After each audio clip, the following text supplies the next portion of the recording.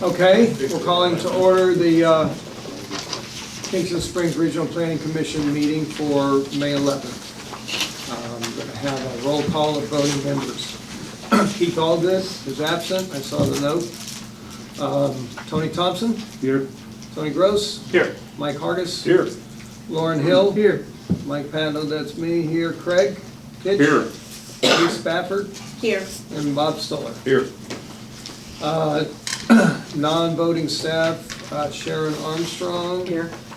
And I think Dan Smolla is not here, is that correct? He is not. Okay.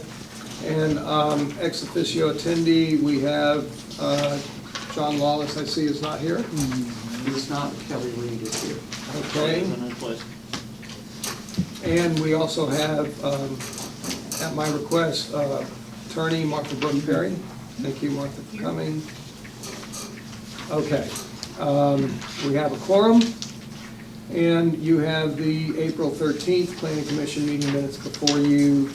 Do we have a motion to approve those? Motion to approve. Second. Okay, so that is Bob Stoller, a motion, and a second from Craig Kitch. All in favor, say aye. Aye. Any opposed? Okay. Those meeting minutes are approved. Now, you also have the Planning Commission meeting agenda before you. And I'm going to suggest an amendment to this agenda that under old business, items B, 3, and 4, that we take those and actually move them to behind new business before items in item 10. And I know that's a little out of order because we have old business and new business and old business, but items 3 and 4 may take some time, and I'd rather for people attending here for items 10A through D that we can get that taken care of in case they want to leave before we do those two items. So all that said, I would suggest that we amend it to move old business items B, 3, and 4 to after new business item D. So moved. Second. Okay, any questions or comments on that? All in favor? Aye. Okay, so we approve the minutes as amended, and I can't remember who made the motion, who seconded. Did you get that? Craig made it. Second. Craig and Mike. Okay. All right. Okay. We're now at community input. Can I see a raise of hands of anybody that wants to speak to the commission under community input? Okay, seeing none, we'll move past community input.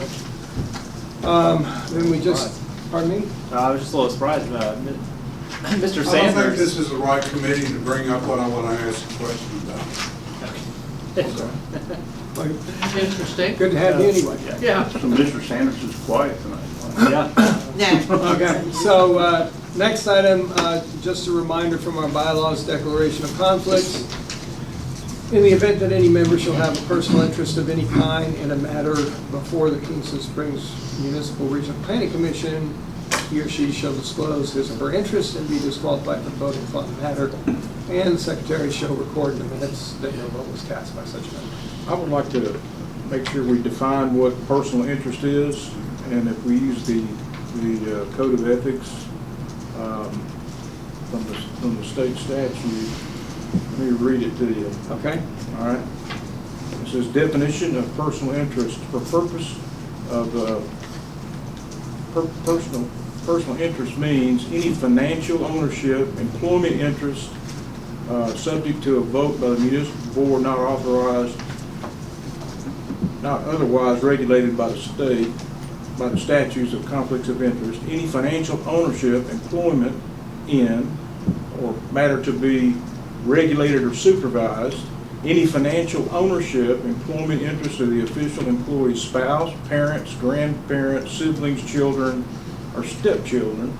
The words employment interest include a situation in which someone, a designated family member, is negotiating a possible employment with a person or organization and subject to the vote of the commission. In any situation with personal interest is a conflict of interest under state law, the provisions of state law take precedence over the provisions of this chapter. So in other words, I think we need to define what that is. I mean, if I'm a member of the United Methodist Church, Mhm. that doesn't mean I have a financial interest. I have no employment, neither does my Right. family, my children, my grandchildren, anybody else. Yeah. Same thing with any other association you might be, Mhm. Golf Club of Tennessee. Mhm. It's, you know, I don't have any financial interest in that. Now, I disclose I'm a member, Right. which I think is the right thing to do. Mhm. But I think we need to define what you mean by what is the interest that you're wanting somebody to declare a conflict to. Does that make And sense, Mike? I appreciate you saying that, and this paragraph, so two things, I would like to say two things. This paragraph is simply verbatim from our current bylaws. But number two, what I'd like to say is, let's capture that when we go through the amendment. Okay, that's what I'm asking. And get the wording. Let's in- get the wording in what in we're there. going to update. Okay, Later perfect. today. So thank you for that input, Mike. All right, so now moving on to old business. 9A, the Ellerslie HUD update. You got that, Sharon? Yes, thank you, Mr. Chairman. In your packet, you should have a two-page email. Now, that we have a couple of folks here from the Ellerslie Development for this tonight who may answer codes. In April, I issued a grading permit to the contractor, actually it was issued to Energy Fit Solutions, who is the owner of the Ellerslie HUD development. And in that permit, what's captured in this email, it should look like this, or it's a separate document.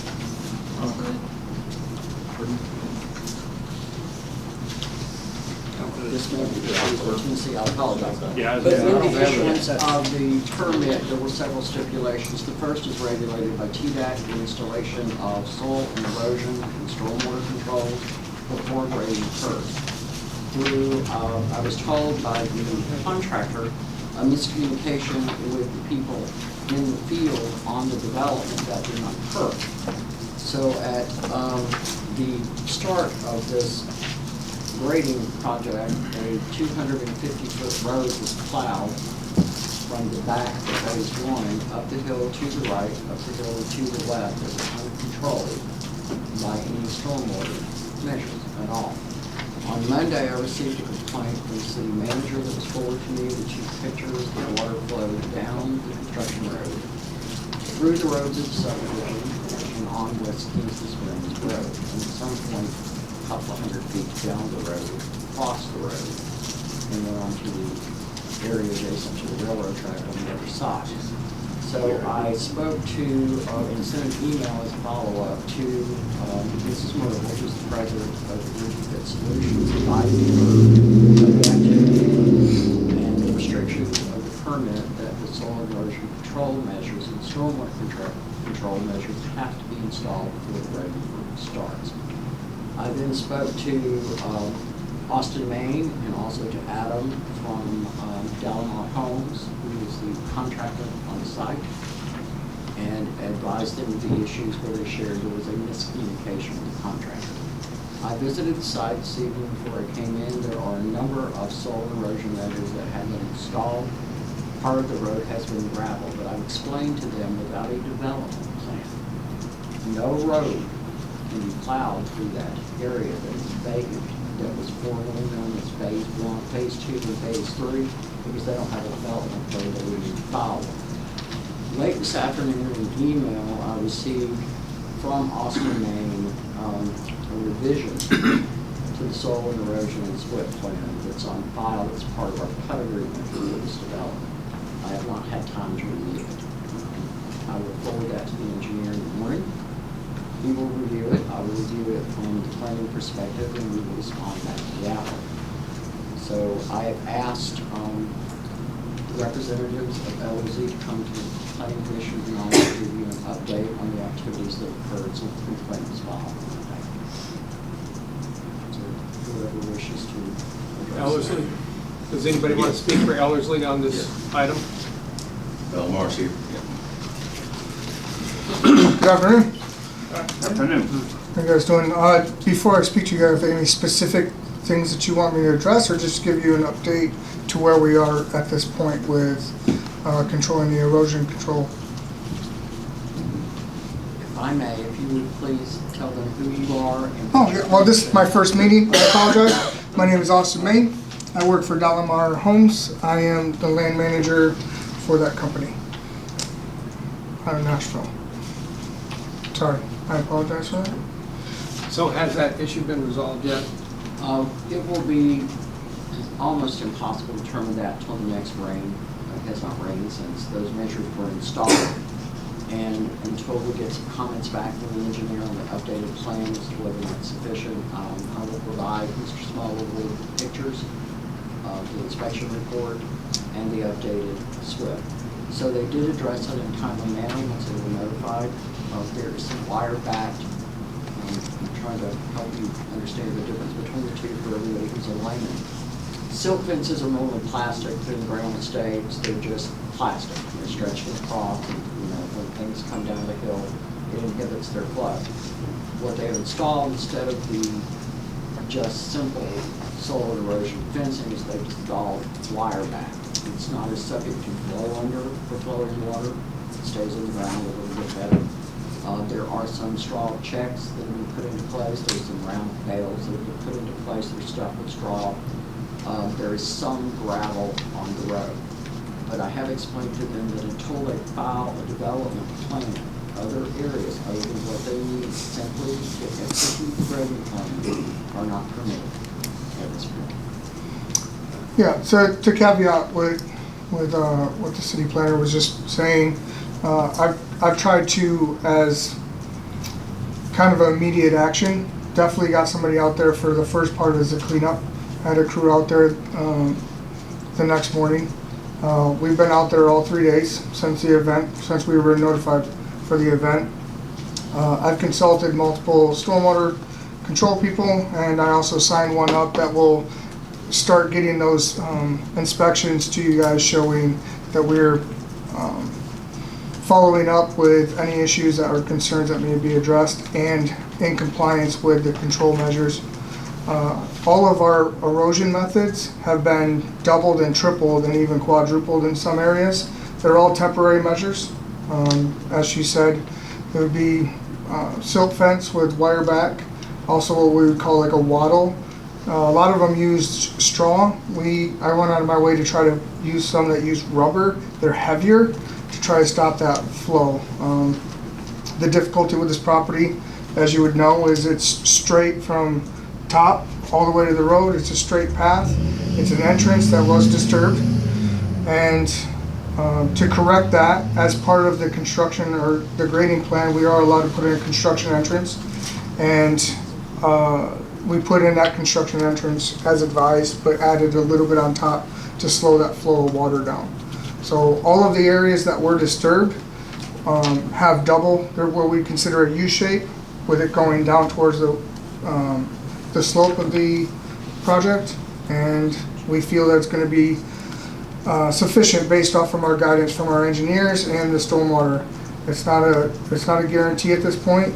I've already talked to my contractor that's subcontracting, that's doing the silt fence work. We're going to go and inspect the site with anticipation of rain tonight.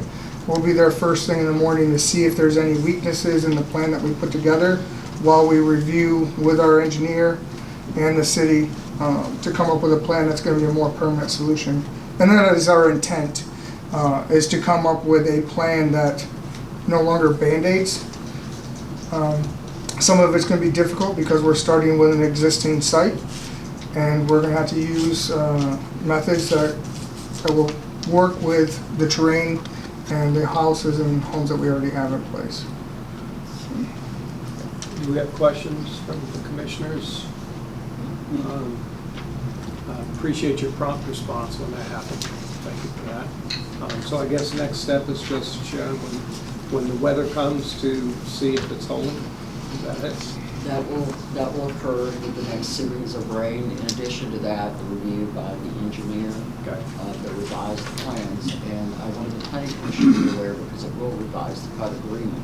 So it's an addendum to the approved plans that were adopted by the planning commission and signed by the applicant. So also I have in discussions with Dalamar Homes, who Mr. Name is associated with, discovered that they are under an option to purchase the planned unit development. So if that occurs, if their intent is to purchase, they will need to come back here so that the PUD agreements can be revised to revise the entity responsible that will have to assume the obligations of the planned unit development. So I just wanted to give you a heads up. All right, thank you. So if no questions, well, thank you very much for. I appreciate it. Thank you. You guys have a wonderful day. Thank you very much. May I exit through here or? Sure, sure. Awesome. Have a wonderful night. Have a nice evening. Absolutely. You guys be blessed. You as well. All right, so moving on to item 9B, Golf Club of VBI LLC. There's a couple items under that. One is the staff inspection report, and then the next item under that is the master plan revision. Are you going to talk to that, Sharon? Or okay? Yes, sir. I am. The staff inspection report, I am delighted to report that there were no stormwater issues following the last rain. Hooray. We're all, I'm sure they're equally as excited. It's a challenging site. So the stormwater was controlled. It was a very intense rain for a very short period of time. So the lake held up. So that was a good job to them. I've received the 3 ESPC reports that we furnished since we last met today. All of those indicated they were in compliance. There was a suggestion of the tree fall in that area. It's in the process of being cleaned up. Part of the area has been seeded and strawed. The trees were removed. There is some advice from their EPSC monitor to do a little more work at the bottom of the debris storage area to kind of stabilize that because they're in the process of moving it. Only other update that I have from the staff report perspective is that we did receive a complaint from a citizen who was unhappy with their use of the bridge, which is almost completed. That is a T-dot question, not a city question. It's the T-dot bridge. The bridge is almost complete. They're in the final phases of grading, installing and seating on the sides. So the bridge looks good. My only comment on that, if you remember, in the last public forum, we had a comment from Mr. Rogers regarding that section of the approach to the bridge that is in the city limits about the debris, the grading debris. The bridge is several feet higher than the old bridge, so that it did not flood over when the creek, in the event of a flood. But it is higher, which increases the grade coming off of the bridge towards the hairpin turn that is coming down the bridge. And it's my understanding, I received an email, which is in your packet from Mr. Hooper, the engineer for the project, and I asked Mr. Hooper several questions. I've asked him for the stabilization of the toe at Hall 14, which is at the debris location, store debris, and they are starting the mulching seeding activities there. Logging activity, the heavy logging activity, he replied, has been completed, and they'll be focusing on stabilizing that hillside before the tree fall occurred. They also are going to do some hand clearing for smaller trees in that area. So, let's see. And I asked him if he's anticipated any stormwater, soil, and erosion issues with predicted rain events. We have a prediction for rain of 5 of the next 6 days. Within the 10-day window that the Weather Channel will give us, and he said he does not. He doesn't anticipate they will respond to them immediately if they occur. And then when we last met, Mr. Hoover shared with the Planning Commission that he had met for the second time with the county engineer with regard to the road. And his response was he's had conversations with Mr. Hester and the neighbors live adjacent, and that he's currently in the process of designing some flow reduction features at key points with the suggestion of the county engineer along South Parkwood Road, and he will send those to the county engineer and keep us updated. The reason we are involved in that conversation is because as a regional planning commission, when there are road improvements that lie in our early road boundary, they have to submit them to this body for comment as well. Thank you. Any questions for that on the staff inspection report about public DEI? Okay. Next item then will be 9B2, the PUD master plan revision. You have that one too, Sharon? Yes, sir, and I believe Mr. Pond is here to speak on this issue. Okay. On the original master plan that was submitted for the project for the golf course, there were 2 comfort stations, which were defined as restroom only, on the plan. Those have since been updated for the project to have self-serve water and drinks in those areas, and a portion of the building will be enclosed and conditioned, so it's different than just a restroom facility. So they're updating the PUD. They're requesting to update the PUD with those 2 that lie at home, I believe, 4 and 12, Mr. Pond, is that correct? Or do they lie at holes 4 and 12 or 5 and 12? The comfort stations. I know at one point they were at 5, I think they moved to Green 4 4, T5. Yes, sir. and 12. 12, T13, yes.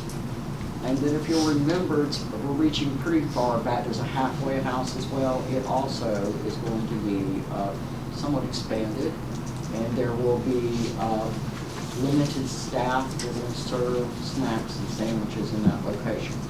Like any other location that serves sandwiches and snacks, they will have to get a health department permit to do that. But the scope of the project has been expanded from a restaurant you can access from outside to an enclosed building, heated and cool, which brings up the need for them to sprinkle those structures. So with that, I don't have any numbers with the update at all.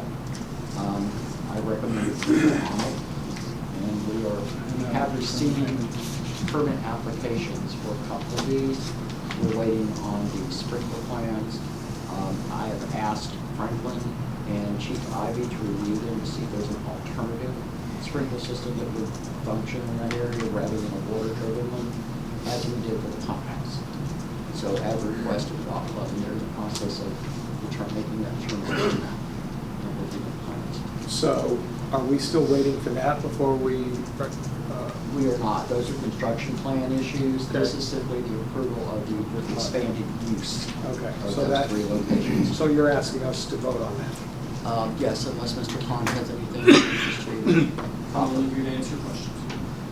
It will be 3 building updates, 2 comfort stations with self-service enclosed areas, and 1 halfway house that will have staffed sandwich, drink, service, and restaurant. So there are 3, but all 3 of them are being updated with 1 application. So this would be a motion to approve the PUD master plan revision as described here. That's on our correct. agenda. Does anybody have questions at this moment in time?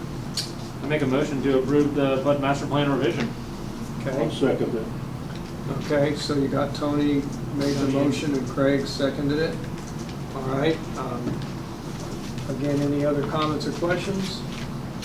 All right, all in favor say aye. Aye. Any opposed? Okay, that passes unanimously. Okay, so now, as I requested and we amended this agenda, we are now moving to item, new business, item 10A, proposed minor subdivision, Harrison Clark, map 92, parcel 101, R1, low-density residential district. Sharon, are you? Yes, sir. Explain that? Really briefly on this. This was one that we had deferred from last month. And I think I shared with the planning commission last month that the city did not know what the sewer connection was. Right. That has since been dug out and found. It's on the same side of the road as this particular subdivision. It was the one thing that we were lacking. The Mylar that's in front of the chairman has been updated. You've seen the plat, just not with that notation for the sewer on it, which is now on there. And if you want to pass that to all the planning commissioners if they want to look at it. But with that, it qualifies, Coming back this way. it qualifies for approval. That's what we're waiting on. Mr. McCain has been very patient. It took quite some time in order for the city to find that one. A lot of digging.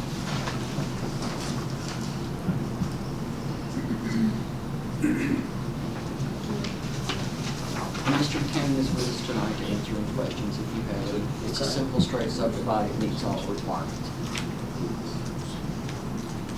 And so it's really just getting the sewer on the plat. Yes, Yeah, we so- needed, we could not we got notate rid it of on the one. plat because we didn't know where it was.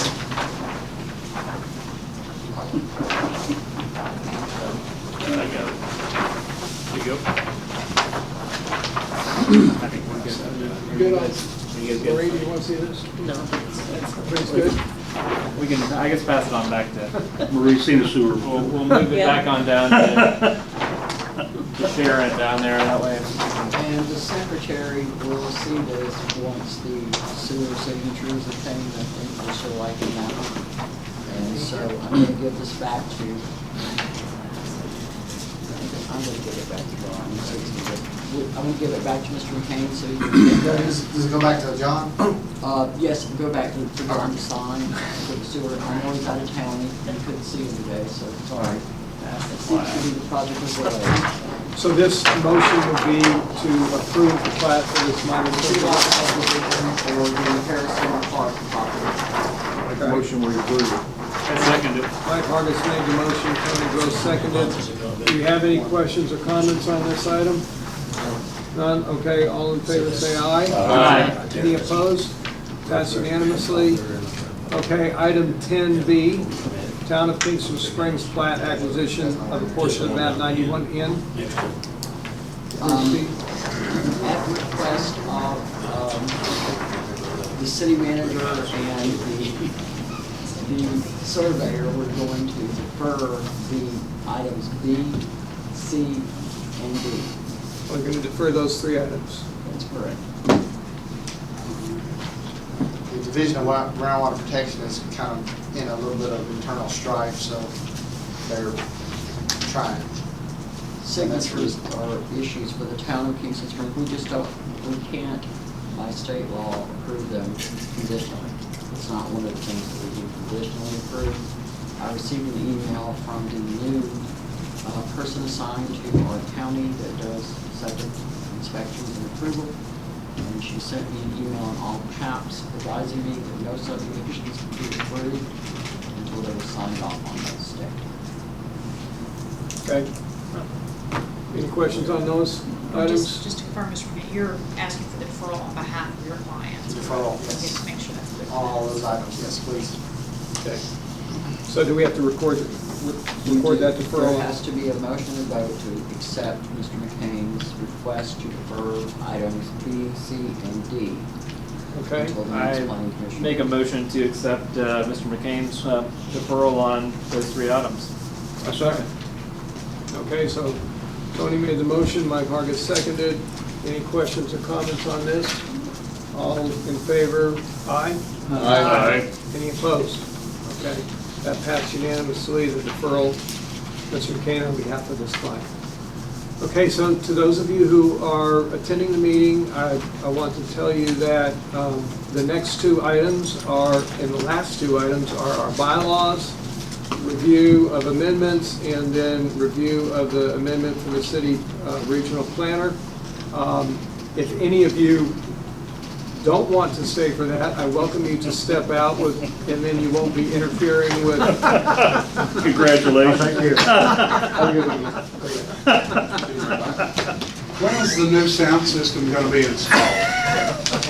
Old people can't hear y'all. I apologize, Bob. We actually, I got that hearing actually is an aids. item. I Huh? talked to That actually is on the new budget. I'm not supposed to ask questions, but I apologize. But you don't have to be hateful about about that. it. Suspend Robert's rules. It passes. Thank you. Okay. Moving on to what was item 9B3. I don't see in my packet a copy of the proposed amendment to the bylaws, which was in the email packet I got, but I don't see it in here. The packet went to, printing is done at City Hall, so Yeah, this is a lot thinner than what we had in. Yeah, so we don't Yeah, have. the email was substantially larger. I forwarded the packet to Yeah. City Hall for printing purposes, and I guess that, Well, I'll just look at My concern is, we have all the commissioners sitting up here to talk about the amendments to the bylaws, and we don't have them. Yeah, that- I have a copy that I printed, but we don't have any packets. Yeah, I have a copy that I printed. I've got a copy that I printed. You could recess. So there. Copies of that What's wrong? contract, recess. That would be good. Okay, so do I need a motion to Just recess? a motion to recess for 10 minutes. To make copies of the packet. Motion to recess for 10 minutes. All right, got a second, all in favor? All right. Recess for 10 minutes. We'll resume at 7:40.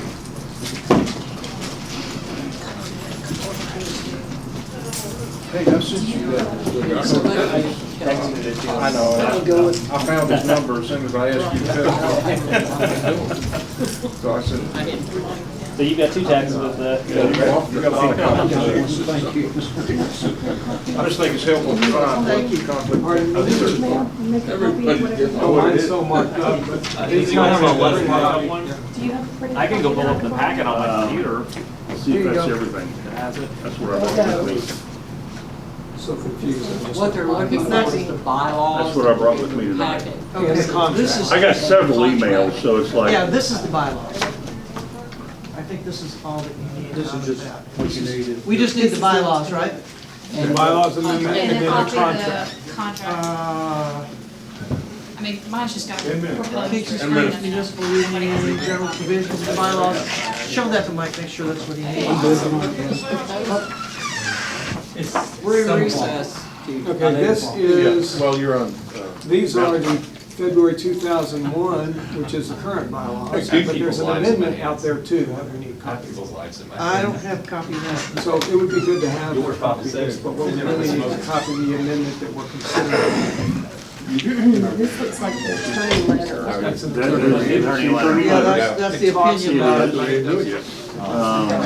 We're waiting on you. Craig. So we deferred. Mine's all marked up. You got them in I there? mean, you can, In your computer? you can, Send it to the printer, can't you? Anything in our packet for either this. Kelly, can she send them to the printer? You just email it to Okay, me. is this part of it? Yeah, yeah. Send it to Kelly. Yeah. If you email it to me. that's part of the. Yeah. Kelly did. Never mind. She'll send it for We you. got like 5 emails, it's like bam, bam. Oh, I know. Oh, Mr. Chairman, I did make one correction to the proposed contract. I put a period in front of $.6. For the mileage? $60 a month. I was signing Marie up. said- Yeah, I was too. Yeah. Marie said, meaning. I was gonna be like, I like to drive. Yeah, I'm saying. Kelly, I'll send that to you. While you're down there, Mike, see if there's any You more got the candy. bylaws, correct? Anything Yes, else? and I can go make these copies while I'm If waiting. there's any more candy, we're running low over here. Hey, it's your Kingston Springs. We got comments to the proposed amendments, but I don't have the actual proposed amendments.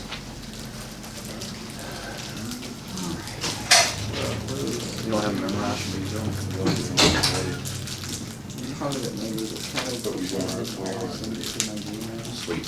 Oh. That's all I said. How you doing, sir? No, it's not. Who's watching us? Go to lunch. 37 people. How's it going? Her knees bother her a lot right now. It'll tell you, Hi. it'll tell you. Yeah, that's right. Yeah.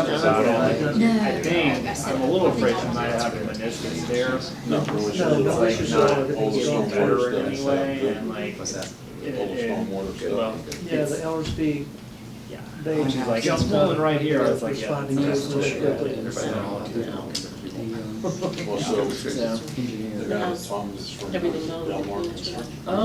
Yeah, she's doing pretty good, you know, that's going pretty good, but right now her knees been bothering her, pain has been her biggest thing. She's had a little bit of other, just like lightheadedness and stuff like that. She somehow managed to completely not have diabetes anymore. How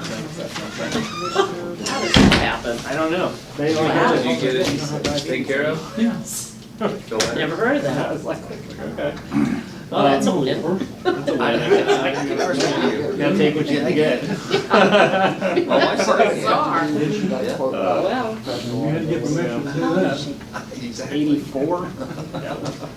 I know you're one. I know. Oh, he's. When you're like an still dad to around. her, you know, I can tell you, you better do that. cracks me up. That's why you don't start nothing and there Still won't be any.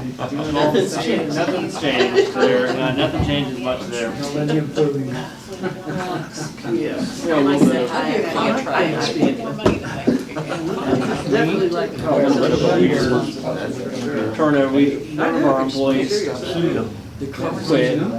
Hired back an old employee to replace him. That's what's going on at Datco, but he only quit because he kind of wanted to go try something different. I think he kind of More vocabulary. regretting it. Very nice vocabulary. Then we hired somebody else, and then we thought we were gonna hire somebody else. And then like, we kept him, and then he like kind of thought, like, there's no way to go get another job. And now he's like, we've got a job at the machine shop, and he's far away from physical course, and now he's working from like 3 in the afternoon to 2 in the morning or something ridiculous. I was like, are you kidding? He's like, yeah, I can like work on cars for the day. No, most of one, it's like, I can work on cars for the day if I like get up at 6 in the morning and if I have like 4 hours of sleep or whatever. I was like, I don't think that's gonna work very well for you. Not for long term. Find out. Okay, there's something else going on here. I didn't find out the hard way. I just was like, well, if it doesn't work out, just give me a call. Business has been good though?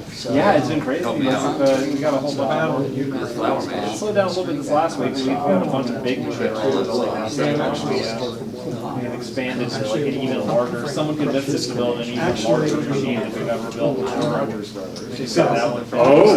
Now we're going up to 64 inches wide. That'll be for me. Man. World War II was just an extra. It's big sheets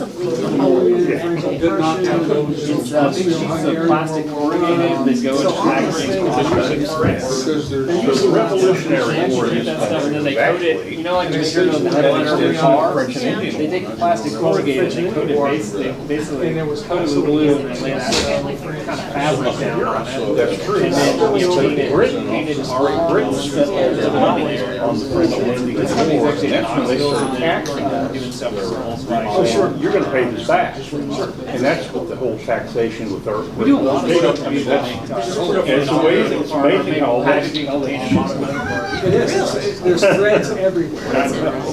This is. Building 2 more of those same types of units for the company that packages Mercedes parts down in Alabama too. And they've already got like, they've probably got 10 of those units that's like running there. That's all they're doing is putting glue and fabric on it and they're painted in color. You know, he grew up knowing Meriwether. I mean, it's amazing how many. They were friends, kids, they were in and that's how Meriwether got, that's how Oh, I Meriwether mean, got. the car is like, when the car company comes, like, The expedition. like, whatever job that is. And the reason plus, like, Meriwether all the got to know companies that support that. William It's huge. Clark And then all the. was because there was Oh, a yeah, I mean. military rule against dueling. It is. And Meriwether was really bad about challenging people. I haven't, no, but. And so he got taken out of this regiment, that regiment, and William Clark, and that's how they. And William Clark brought the hammer on there. But that's how their relationship started, and why he chose William Clark to go with him on the expedition. Who was called captain, and never got the captain's wages. Congressman. Solid state. So as of March. I can go on and on about that. If you ever go to Louisville, You know, and the lithium ones have been pretty darn good. you go right across the river into Hyundai, Louisville, across the river into when I Indiana. bought it, Town, right there. still gets the across the fiber. Bethesda Square, you turn left, go a couple of miles, and there's a museum there. And that's where William Clark and Meriwether Lewis met us to start. Well, yeah, you can Around town, don't start get one of those plug-in. Down to Cairo, there. And then kind of hard to find a in the springtime, they look up. Well, no, nobody wants They didn't have steam, but all hybrid. They went. I've read about those screws. How they went. You like to read. Well, that's the same thing with even a hybrid car. And it's 750 When I break my pages, a big book. But you start reading about what these guys did. You can break using the electric motor. They got to the Great Falls in Missouri, which is now Ron Good. Save a lot on that. called Montana. Yeah, I've got friends that And Yeah. they had to get up over the and they couldn't take it. Yeah, Aaron and Cal, I know, they were there. See them a lot, especially Aaron. Whereas maybe batteries. How many 5% of the batteries are being They cut down trees. and they're dangerous. And they saw it. I was there several times. I think they're working on it in the end. I was there. Make axe Stir it any way you can. turns out one of the boats. Last longer. That'd be great. But I just figured about it's gonna be a little while before that's perfect. Okay, yeah. He's an amazing. But, just, you read about I know. those are the days when the men were made of steel I got a friend. and the boats were made of wood. Which is not the case anymore. I just came from Memphis. But they were tough guys, man. Stuff they did. They Incredible. just took over that town. Oh, yeah. It's gonna explode. Yeah. You got headaches. We talk to that mayor down there. He's got a problem. This I know. Good problem. Yeah, I mean, That's good. a lot of investments. We gotta go from a little sleepy town to a big one in a hurry. They didn't know, they ended up getting around that. State trustee. I put over. We're gonna go from 0 to 100.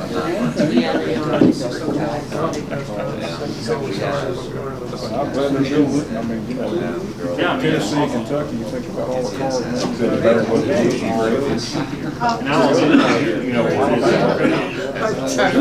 1 hour coming here.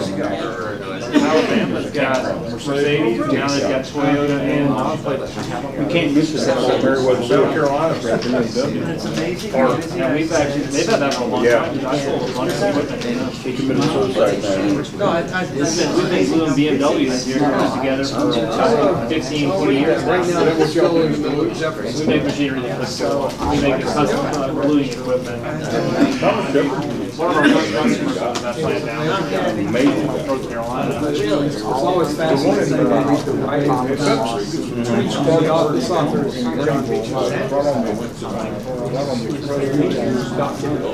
have a drive. They have a, what do you call those theaters that are round, that look like space pod, you know? Oh, like What do they call that? yeah, kind of like an IMAX. It's an IMAX. What it does is you go in and they send you a virtual run from chassis to paint, making vehicles, so you're, look like you're sitting in it while it's being robots and welding stuff, and then, you know, then it goes into the paint shop, and you're right.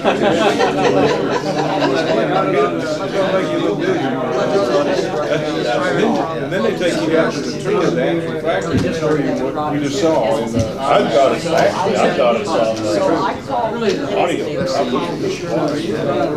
started out making us little roasters, and then they moved to this. So, yeah, Audible, we have Audible. Still really, all you do is. We actually, we sold, because, you know, of course, all that stuff, talking about the business, so LIV is actually to the company that makes their share, it's not them, but they come in and just bring all I guess I better get on it too. Yeah, that's great. But it's like, so let's see, Toyota out there playing out there. we'll see how long it is. I want to say it's 20 hours.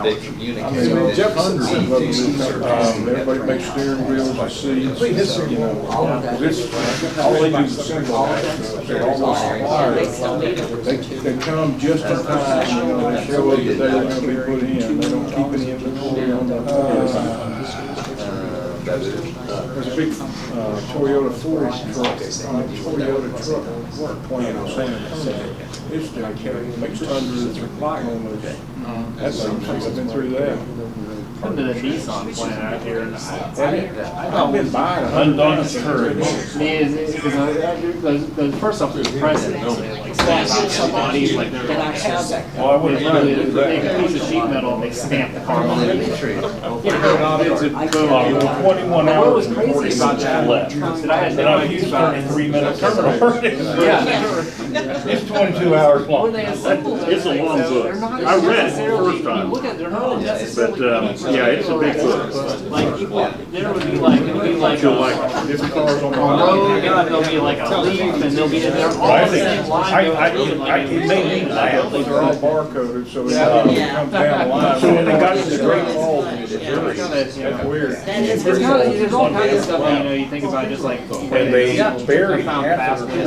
I've never been in And they could only take the stuff that was absolutely. And one of the things They don't organize things like we would think. It's not like, you know, you have like, or, you know, you have all your sporting goods here or whatever. They actually just put everything in place It's like, and how they get. those are your priorities, not food. So it would be items that are totally unrelated to each other, they're all just packed together. You know? And they know where, they have computers, that's where it gets, and that's how they all get picked off. They were St.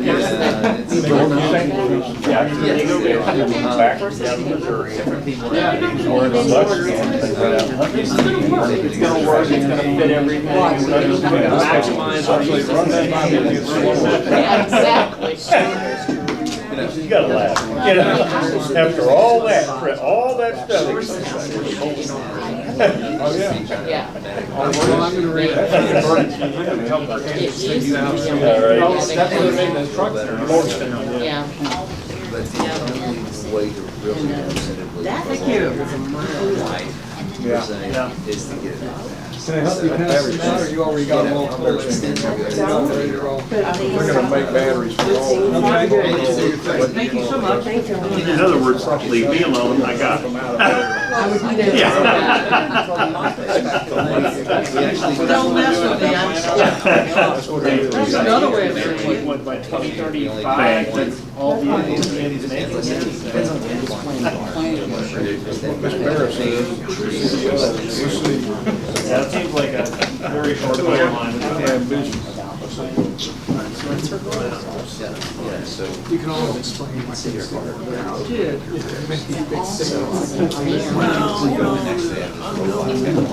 It's like, how can they say all that stuff?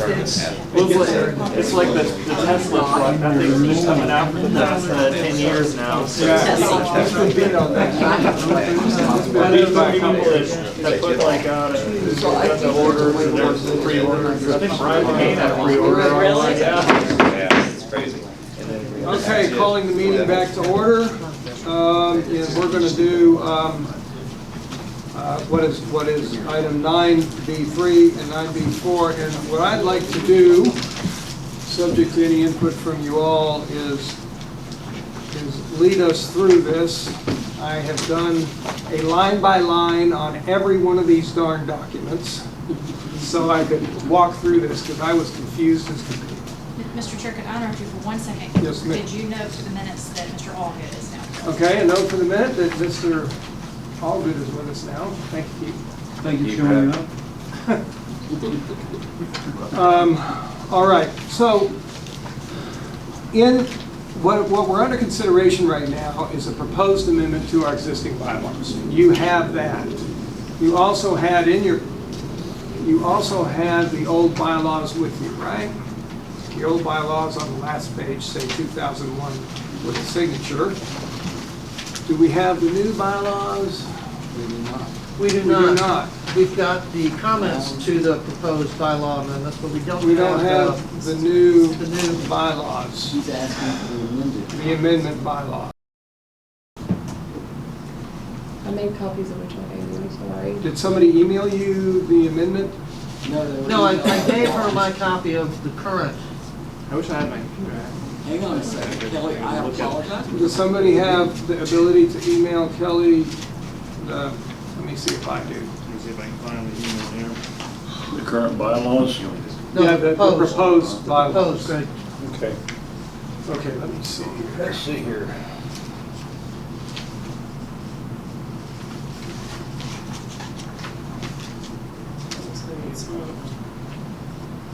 What smartphones can we look first?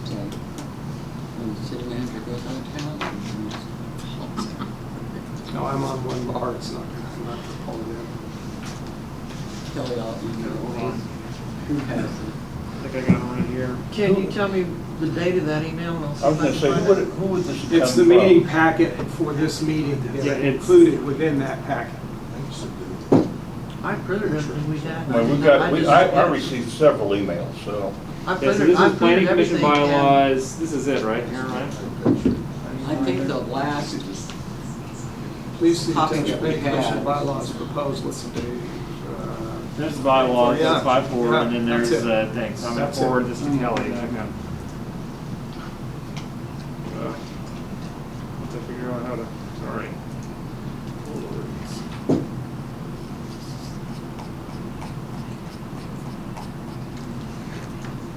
All right, First day. here we go, try again. she got it now? and you don't need to print one for me, I got You it. should have it. Could we, I mean, of course, we don't want to take the minutes, we could move on to the We could. other item. Right. and then- We could, yeah, why don't we do that? Thank you, good suggestion. Kelly did Okay. say the recorders. Pardon me? Kelly What? did say the recorder's going, so she. Oh, okay, so she has some notes. I was only thinking about the minutes. So Oh. But Kelly's got, the camera's rolling, so Kelly, speak loudly so that All the right. camera picks it up. So, on the contract, the proposed contract, just a minute, let me get my pen on here. Right here. So, we have a proposed city planner contract from Sharon, proposed contract for the planning commission to approve. And we also have from Martha Brooke Perry, a series of comments about this proposed contract. And I would like to try to, because this is a 5-page document, of which just a little bit of it has to do with the amendment. So what I'd like to try to do is summarize what we're looking at. I think it will help clear it up. In Martha Brooks, since it's your document, you can confirm if I'm summarizing this correctly.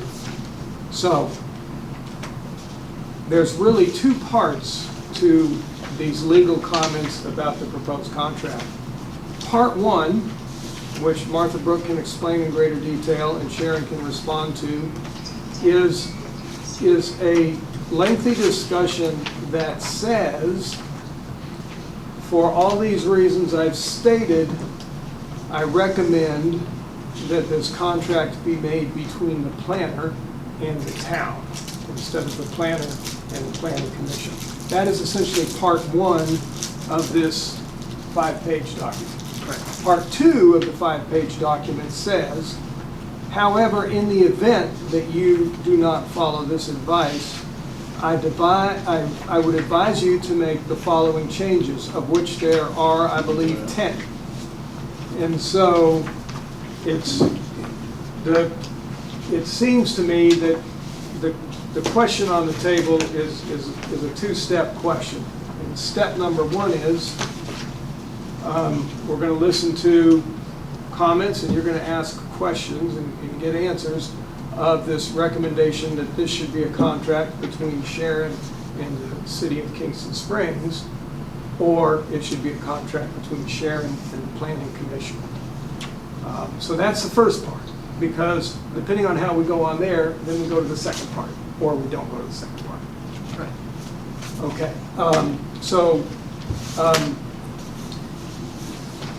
I think it would be best if, instead of proposing the contract, which is content about the nature of the contract, that we start with Martha Brooke explaining what she thinks it should be made with the city. So you hear that argument, and then give the floor to Sharon to explain why she feels, her point of view and what it is. Does that make sense? It does. Okay. So you have the legal letter before you, and I will turn it over to Martha Brooke to explain just part one, which is why you think it should be a contract with the city. Sure, sure. Okay. And forgive any redundancy in repeating, what I've got set forth in my letter. Basically, you all started out as a municipal planning commission. In 2001, you received the designation of a regional planning commission under state statute. What that means is that the authority for you all to act falls under not only Chapter 4 of Title 13, that deals with municipal planning commission, but you also have authority granted to you under regional planning commission.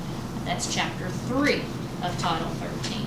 So when you became a regional, it did not do away with your powers as a municipal planning commission. Okay, so you've got both sets of powers that you operate.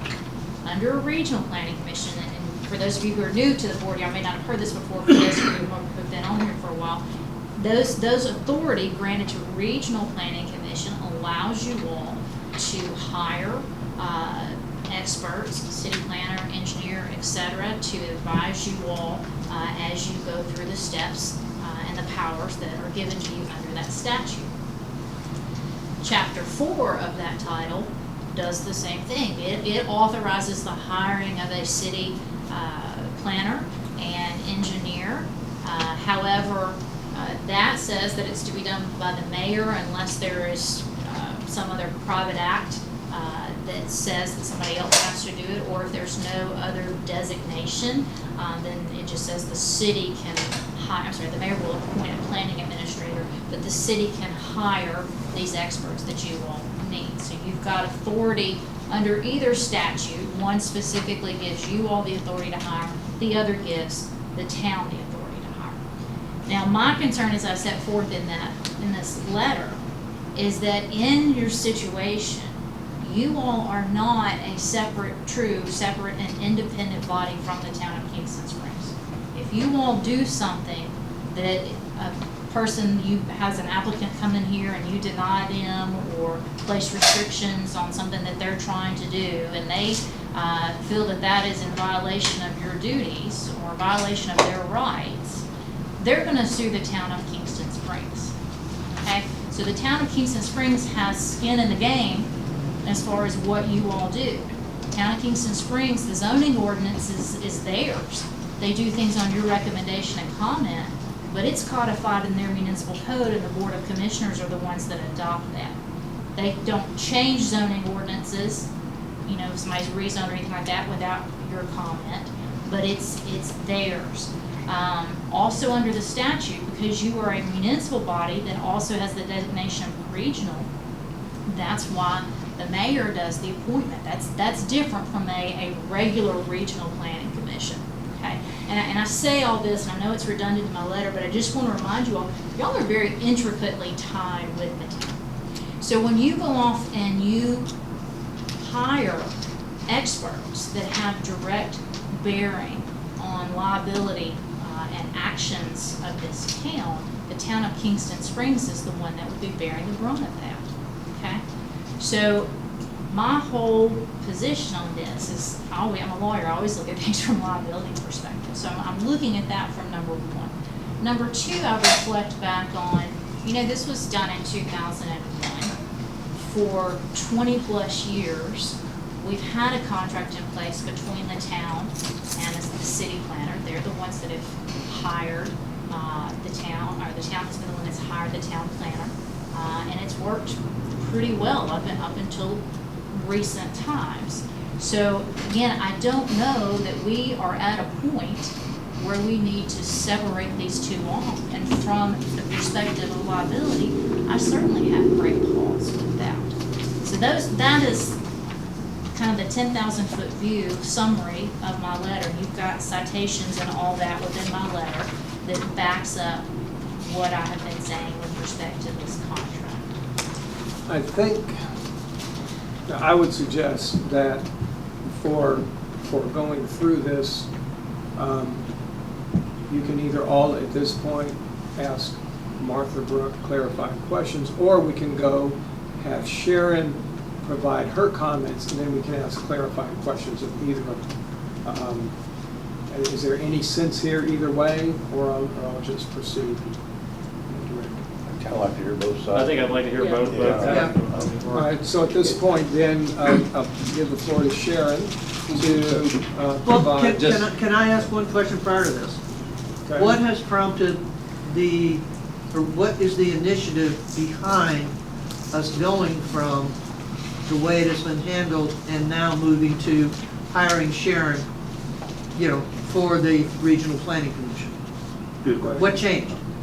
I think that's probably in Sharon's comment. That's in Sharon's Probably comments. is. Okay. The impetus. Before we get to that, so exactly, we are generally considered a recommending body, correct? So whatever. For some things. What's that? For some things. Correct. Not So, all. but on this, we have the authority to hire someone. Like, do we have a budget? Your budget is what the town sets for you. Okay. So if you enter into a contract with someone, you can't obligate the town to spend that money or cut checks within a Correct. certain period of time. And you saw some of those comments that I made in there. Right. Town says, here's your budget, and you work within that. So if we were to go through and hire someone, we then have to retro go back and figure out what the budget is, or do we know what that would be at this point? And you know what it is next year. It's budgeted into the city budget. Okay. And we're So- already spending it. So it's already, so we're spending it, or the The town- town? And if the Town. Town is expert spending it. costs are more. Okay, I understand I've if the never been a expert- part of a meeting. But there's a that we number. discussed. There's a number, There's right? a number. Yeah. If we need Right. engineering help and we need to Right, pay an correct. engineer extra, Understand then that, it yes. has to come back to the commission and No. amend the budget to be Correct. able to But spend we the generally extra recommend needed. that to be done, and then the city approves it. Exactly, that's what I'm saying. Correct. So we Okay. set the So- budget and we also approve any changes to that So budget. with it going through us, then it would have to go through the city also. Exactly. If that's what is gonna happen. Though, that We don't all have- said is it is Okay. budgeted. We don't have the currently. authority to do it. Correct. Okay, I'm just making sure we're recommending that this be done one way or the other, not that we're establishing it. Correct. Right. Again, back to her question. We're recommending to the city to I think Sharon's either gonna change address it that or one. to not. That's what they said. So if you Sharon's gonna opt address that. to contract directly with the planner, you all would be the ones approving the contract, and you could only obligate yourself to pay her within What? the parameters of money set from the city. Yeah. Yeah, we don't have that exact figure. Okay, that's what I was waiting for. How is the current contract set up? What's our relationship right now? It's with the town. Okay. All right, It's so at always this, going to So, Okay. question, so is this a renewal of a contract, or is it a new contract? be new contract. If it's a new contract, then why are we going to bid? We go to bid for every other contract, right? With professional services, you don't You always don't have have to do that, but it is in your prerogative if you want to. so at this point, then I'm going to turn the floor over to Sharon to provide her comments on this discussion. And then when she is complete, then we'll go back to the commissioners for your additional questions. All right, thank you, Chairman. I will try to answer the questions in the order that were proper.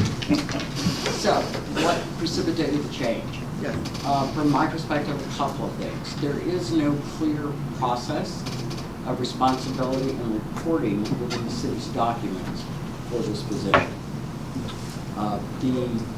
For the Regional Planning Commission perspective, the city manager is prohibited from supervising, hiring, disciplining, terminating the planning or any staff that serves the planning commission.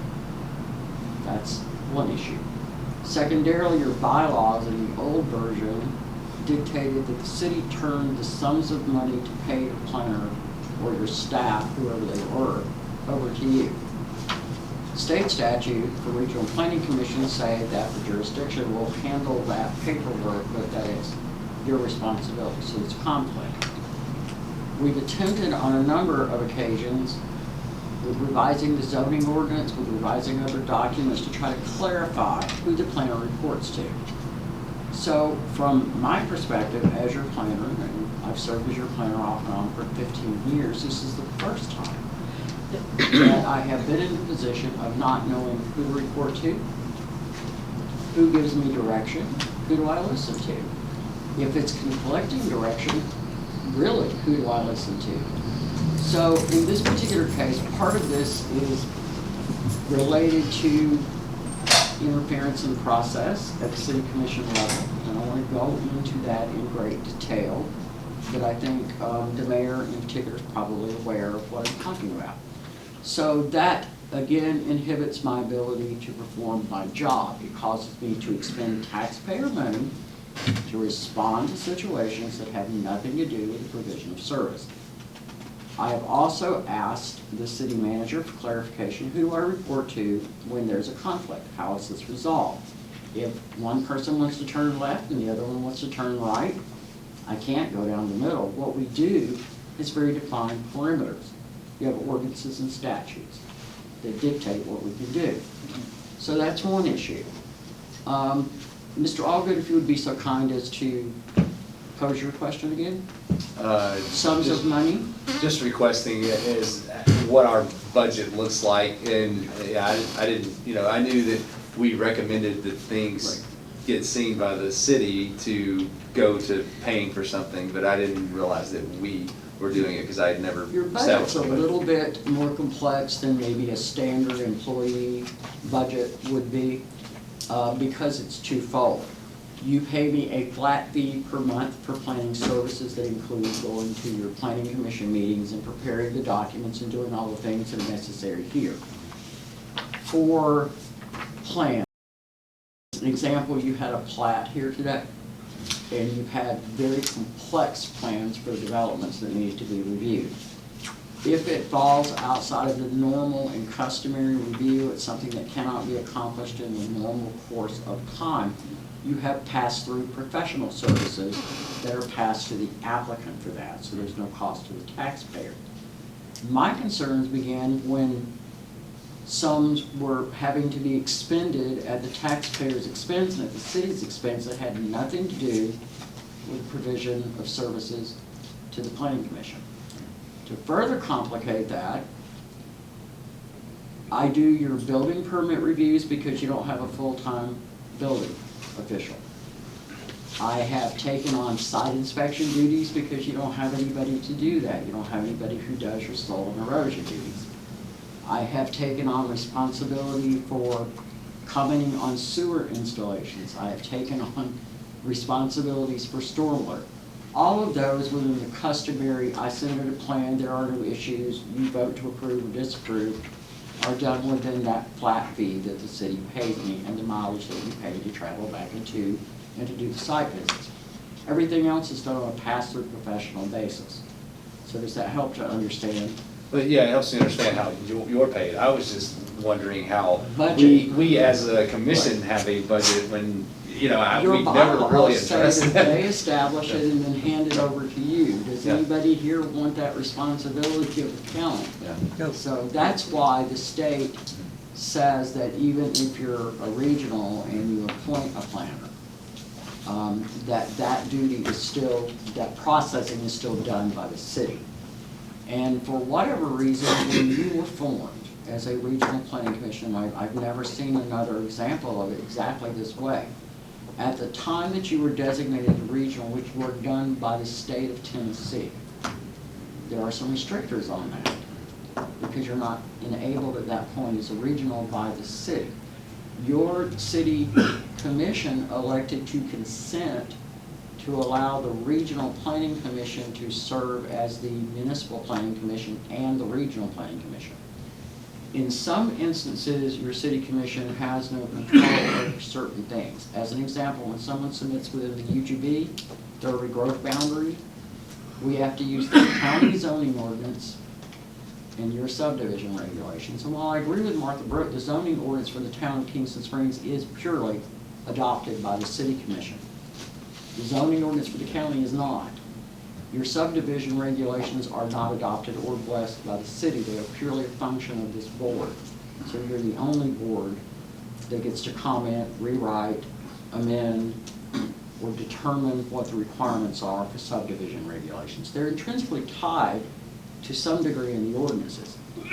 And then we have the disconnect for me personally, and that's what precipitated this, to answer your question. I have not ever, in all the years I've been here, experienced the level of interference that I've experienced in the last couple of years. It detracts from my job. It prevents me from doing what I should be doing, and I'm concentrating on other things. I don't mind answering questions. I'll answer any question you ask me. But I don't have anyone clearly that I report to.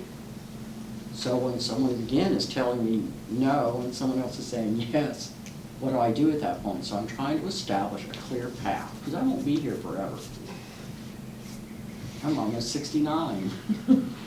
The next person, and for years and years and years, your planning services were provided by the state planners.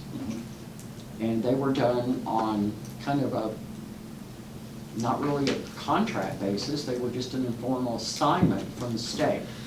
I was your first planner that was not a state planner in 2006, very first one. And for years that agreement functioned, and then it worked really, really well. There were very few hiccups in that process.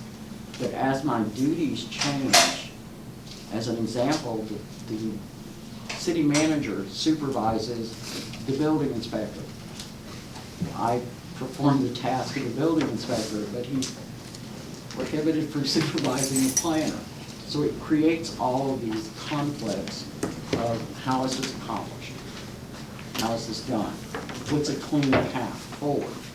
And because you are, as a planning commission that is regionally designated, you have the ability to appoint staff. And that staff would then report to this body. As far as liability, in my responses to the attorney's letter, the city attorney's letter, I have carried, on behalf of Kingston Springs, $4 million worth of insurance. Every year that I've worked here, I have a $2 million general liability policy that I carry, that if I damage something on somebody's property doing a site inspection or insulating, I've also always indemnified the city from any responsibility for my decisions in my contract. I'm an independent contractor, so you bear no responsibility for that. I advise you. In addition to that, I carry $2 million worth of professional liability insurance. Those I have provided to the city, the signature of my contract, and am perfectly willing to provide those to the city, regardless of whether this contract is bound by the planning commission or not. But what I'm asking for in my conversation with you is you have the ability to make this process clean. I have one body to report to. It does not have, at some points, conflicting interest, and I'm better able to serve your applicants. Does that answer at least the parts of the question? Yes. You have been very diplomatic in your explanation. Thank you. And I respect you for that, and I appreciate that. Thank you. You've also been a personal help to me, as a couple of people around here know. So I have a lot of respect for you. I served on the city commission at one point in time. I'm new to this. I'm learning. Yes, sir.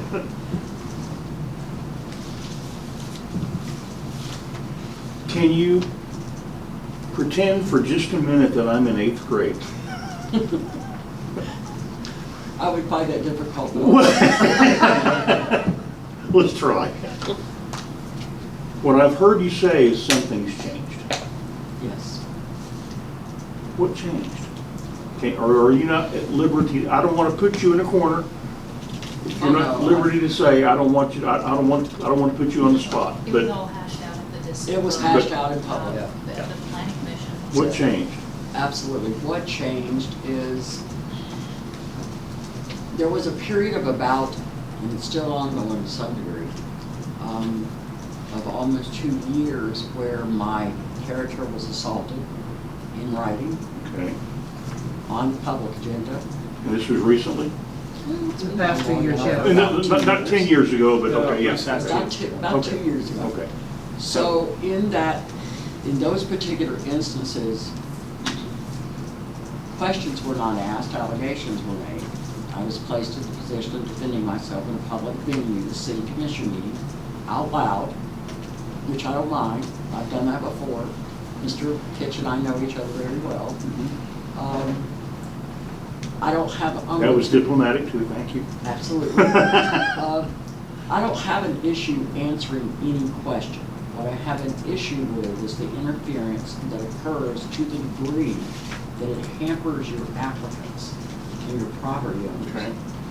So when that began to occur, where an applicant was delayed by 5 months, expended sums for an attorney based on the advice of a commissioner who posited that as a legal expert or a paralegal, all of that was hashed out in public, and it was very detrimental to that particular applicant. Not only was it detrimental to the applicant, it was detrimental to me as well. As you point out, I strive to be diplomatic. I don't always manage it, though. I try to. In addition to that, as there is with all development, and you've heard me say this probably, people who have been on this planning commission for a while, development is never without wrinkles and warts. It just isn't. And so as you move through a development project, and I think everybody here would agree the largest project we've had recently has been the golf club of BVI. And it's had its share of warts and wrinkles. So has the other project that was in here tonight, Ellerslie, warts and wrinkles. So you're in a position of trying to, as diplomatically as you can, move that applicant forward. And when there's intercession in those processes, it makes it very difficult to achieve the goals of the town or planning commission. I don't have umbrage at all with the question. The assumptions are deadly. And those have been, and I have requested of the city manager, please define the process. Codify it. Put a process in. Who do I answer to? Who do I report to? Who do I submit to? Whose advice am I required to take? So I will give you an example. Let's take a code enforcement issue, which unfortunately my husband does, but I'll use it as an example. If you have a code issue, you've got a commissioner on this end of the city commission saying, I want that enforced. I demand that you enforce it. And then you have one on the other end going, don't do that. I don't want you to. Who do you listen to? How do you do your job? How do you proceed in that process? So these things have been magnified over the past 2 years to the degree that I don't sleep well. Who did you used to answer to? In the past, I'm being I direct, I'm answered sorry, to- No, direct is fine. Direct is fine. Okay. In the past, I have rarely ever, unless it was a rezone or amendment to the zoning ordinance, appeared at a city commission meeting. Okay, Okay? that answered the question. So, I answer to the planning commission that I serve. You're the body that I serve. And I think the chairman a couple of months ago made a very, very relevant point. Taking on the additional responsibilities, I did because those of you who know me well know I love the town. And you had no one else you were not able to attract, acquire, employ, or retain to do it. Your city manager has had an application or a solicitation out for a building inspector for 2 months. So I took them on, and then you feel like, to a degree, I took this on doing the absolute best I can for your town. And you're being tied to the whipping post where you're doing it. Does that explain it concisely? thank you for that. Thank you for the question. So, Sharon, if we rewind 2 years ago, and these issues weren't there, where you're being attacked, where you're just carrying out your work, if that wasn't happening, would you see any reason to pursue changing the way it has been done? I would for the next person in the door, and I'll tell you why. It is very difficult because, as I said, development does not come without wrinkles and warts. It just does not. While there may be interest in a project on the city commission level because it brings economic development or jobs, it may not be the best plan for that piece of property. That creates, and I see Mr. Kidd nodding, that has happened in the past. Your constituents are just really quick to remind you when that occurs, and they don't like it, right?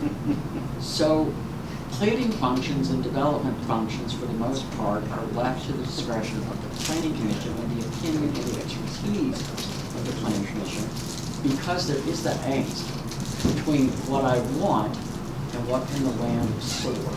It makes the process much less contentious for it to be done that way. Does that answer? Can you explain how this document, the plan that you submitted, changes? You're saying now that in 14A that the planning commission and the chairman of the planning commission is going to be the person to report to? I mean, that seems to be the thrust of the desire to have a contract. I'm not sure that's real clear in here. The desire for this contract at any government entity or business entity, Mr. Curtis, as an example, for the building official, for the sewer department, for other departments of the city that report to the city manager. That is not expressed anywhere in any codification within the city for the plan. Would it be easier to change the code if that's what we want to accomplish than say, You could do that one or two, and I don't. without think having that- a separate, the thing that I wonder is this really necessary to accomplish what you described that you want to accomplish here? I mean, we've gone along 20 years, or you've worked here so far, 22 or 3, and not have, years. yeah, okay, all right, well then 50 then. 15 years. so Well, far. 15 years, I'm sorry, I thought you said 50, okay. So 15 years without a separate agreement. And I guess that's what I'm wondering, is there not another road to town besides an LLP independent contractor arrangement here?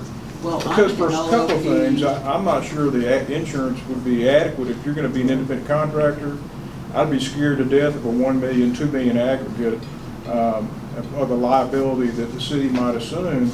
We're gonna assume it anyway. I mean, I'm not sure that that's adequate if you're gonna be an independent contractor. On an LLP, a limited liability deal, then the only group assuming the liability is the city of Kingston Springs. I wouldn't be comfortable with that. And maybe we're already assuming it, I don't know, but it just seems to me that amount of insurance for professional liability is not enough for what you could be held liable for. I mean, you take one building or one piece of property and you're well over the aggregate. If somebody, and I'm not saying you're going to do this, Sharon, because you haven't up to this point. I mean, we trust your expertise and your recommendations, and we get a chance to decide what this planning commission says, this is what we think you ought to do, and the commission gets to decide whether they accept that advice or not. So there's two governing bodies looking at those things, and most of the time we do. I mean, I can't think of an example in my 2 terms so far that we have not taken the advice of the board. But my point is, I mean, if it ain't broke, why are we fixing it? I mean, I'm assured what you're wanting us to do is going to fix the thing that you're upset about. Oh, it has nothing to do with being upset. It has to do with the inability for me to, at many junctures in the last 2 years, to be able to accomplish the task that is assigned to me. Okay, so Because, I mean, yeah, if I hear what you're saying, and maybe I don't hear you, but if I hear what you're saying that you want a clear path of reporting. And you want somebody that says, okay, I work for Mike, or I work for Tony as the mayor of the city commission. I'm not sure that's laid out in here. I don't necessarily see that. It is not, it's deliberately not laid out in here. The normal customary path for you, and you'll note that in our comments to the city attorney's letter, I state plainly, there is no clear path. And the city manager, even if you do not form a contract with your planner, does not have the ability to hire, supervise, discipline, fire, promote, none of that. He's prohibited from doing so by the way regional planning commissions are set up. So even if it was codified, that prohibition is there. Okay, if I, So that's the. Well, you but I mean- clarify the if I may, two things. First of all, thanks for walking through these comments so far, everybody. Something else that bothers me in here that strikes me as a major issue, I am not trained in municipal government. I'm not trained in government. But it strikes me as absolutely wrong that a city legislator can interfere with a hired person working in the city. It seems in my mind, city legislators approve things, make ordinances. They are not trained supervisors. And I just can't believe that should happen to anybody working on behalf of Kingston Springs in a contract, period. So that's my personal opinion. And if that's what we're trying to do an end run around to fix, I think somehow that needs to be fixed otherwise. My opinion, but that's the way I see it. Now, the other part is, you just expressed, Sharon, an opinion on when and how and why or why not the city manager can hire and all that. Martha Brooke, I think you have another opinion. Yeah, I think he was counting that specifically with respect to regional contract or regional planning commission. You know, your planner, since you all have had the designation of regional planning, your planner has always abided by what you all needed, wanted, answered to you all. You needed something, you requested of the planner, regardless if it was Sharon or somebody from the state or whatever, reported to you all and responded to you all. And there's no difference in that. And I think where the train really went off the rails, if you will, and this kind of goes back to what you were alluding to earlier, is when you took on also the role of the building inspector in your ordinance. The enforcement provisions of the zoning ordinance falls to the building inspector. He has to be certified by the state of Tennessee to inspect things, okay? We changed it in 2019, where it said that the building inspector would act in conjunction with the city planner. City planner would review everything. Building inspector could not issue permits, et cetera, without the city planner saying, yeah, this meets everything we need it to meet, okay? When that hat was also placed on Ms. Armstrong's head, now we have a building inspector, it's the county building inspector, it's Mr. Wilkinson, okay? And so anything that needs to be reviewed from a building inspector purview, I understand from Ms. Armstrong, she gets it reviewed from him, but she's the one that's boots on the ground, if you will. And so when complaints came in from the commission with respect to activities in the enforcement provision as the building inspector, when a stop work order was issued, etc., that's a building inspector function. Your city planner gives comments to the building inspector, okay? So at that point, that's a city position that is clearly under the purview of the city manager. And so complaint was taken to city manager. And feel free to go back to the December meeting and listen to all this. It was really nice and long. I participated via phone because I had COVID, so it was especially fun. I'm gonna take your word for it. But yeah. Yeah, so, basically you have somebody wearing two hats, and each hat reports to two different positions. So, if we want to say, okay, Ms. Armstrong is only going to report to the planning commission, well, that's in her activities as city planner. Not in any way, shape, or form in her activities when she's acting as boots on the ground for our building inspector. Can't. Has to go through the city, okay? That's what changed. So I don't think that you know, until a separate building inspector, and I know you're tired of hearing me say that, but until a separate building inspector is brought in, that's still going to be meshed together. Oh, I can't wait till a separate building inspector's brought in, I just Yeah. find me one. Yeah, exactly. But, you know, and to go back to how can you do this, you know, if the town in its contract with the planner, you put in there, you will be supervised by, fill in the blank, planning commission. You guys have always had a good relationship between, I mean, unless I have heard something I don't know, Mike, I think you've always had a very good working relationship, even, you know, prior to now. And you will be supervised by the chair with respect to your planning activities. The town could amend its ordinance and where it adopts the zoning ordinance and has established the planning commission, something in there that, you know, city planners and experts that report to planning commission shall be supervised by them. And that is not a hard fix. I think that would be a good marriage, if you will, of what everyone is trying to accomplish, if it indeed needs to be set in writing differently from the way we've always done it.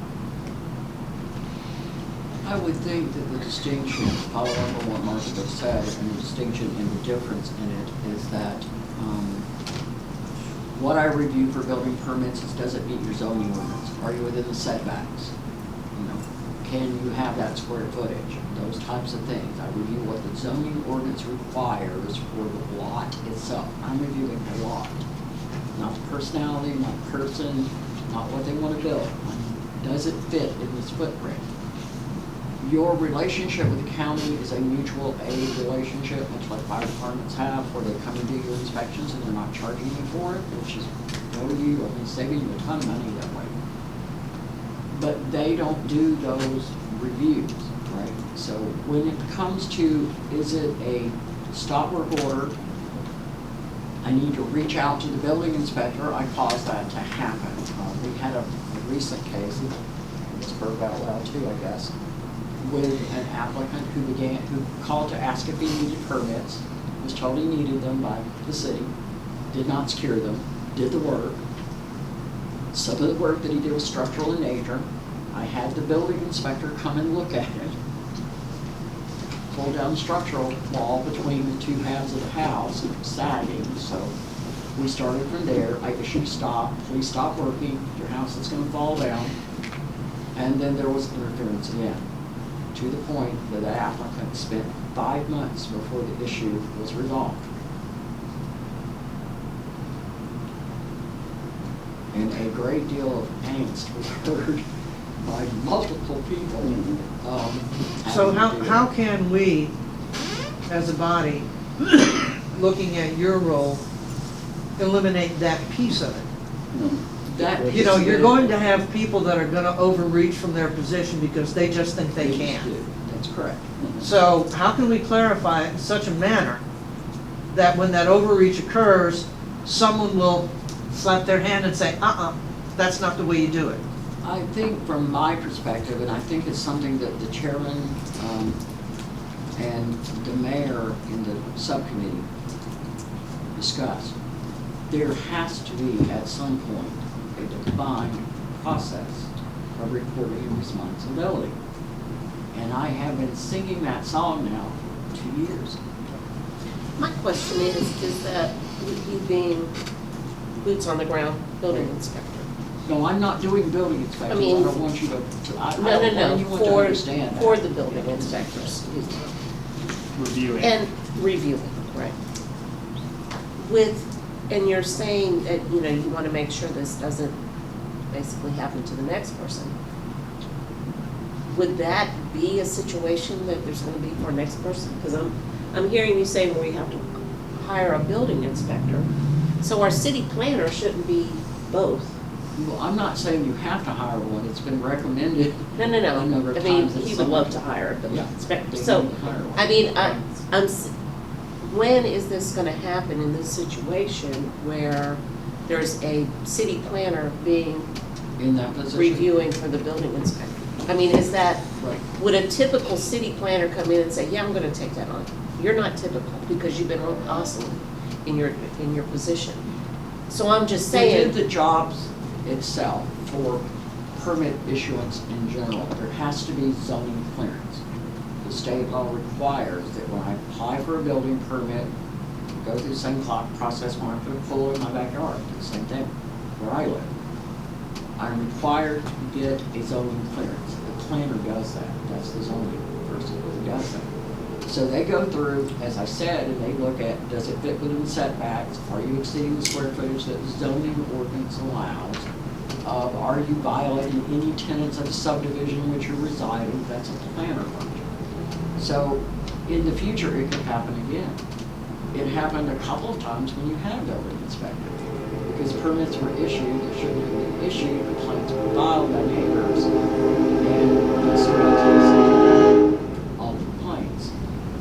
So when you are asked, in a couple of those cases, I was asked to render a zoning opinion. I did.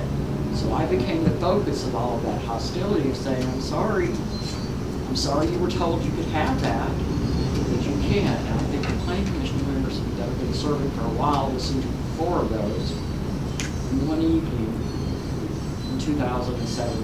They were all 4 businesses that were on Minor Hills Road because permits were issued that should not have been issued. And we had to resolve it. So what happened in the future? Absolutely. If there's not mutual cooperation, and there's not someone to resolve those questions when they come up between what does the building inspector do, and that's the reason why the ordinance was redrafted, and what does the planner do, and where those lines of responsibility, those are still going to occur upon occasion. But that's what I'm asking, is if you have been by the city and taken on reviewing for the building inspector, would a future city planner actually take that on? They would still do these zoning reviews. There's always going to be angst in that particular area, but it will be lessened if they have a building inspector. On here, when a building inspector is necessary to resolve the issue at hand, do we need to issue a stop? Do we not need to issue a stop? Did you start with unpermitted? Did it cause any harm to the building or to you? That would bring the building inspector in on. For things like your stormwater, soil, and erosion control, building inspector is required to have level 1 soil and erosion training. I have level 3. So it falls to me because at this point you don't really have an engineer that's assigned overall in your city, and it's something I'm supposed to give you under another item under discussion on tonight. I'm supposed to deliver some news to you, but right now it's like the sewer with Mr. McCain and the plant tonight. You don't have the sewer operator. You're advertising for one. So you're in the position of an applicant is off put for 2 months because you got to go find the sewer line, which involves getting in the ditch and digging it up. It takes some time. So what I would like to do, and you're right, I probably over agreed to do things, but when there's no one there to do it, then you're in the position of the town of a development project with no one to move it forward, which is also litigious. If you can't respond to what I submit to you within 60 days, you're in violation of state law. So those things get taken because there's a need and there's no way to fill the gap. Does that make sense? It does. But But could it happen in the future? It can. There's always going to be some disconnect between the desire to develop and the limitations that are placed on it. Right. We're going to have ordinances and laws. That's what this board does. How would developing a contract with Plans and More, okay, how would that prevent this problem from occurring in the future if we are engaging in a contract with your company now,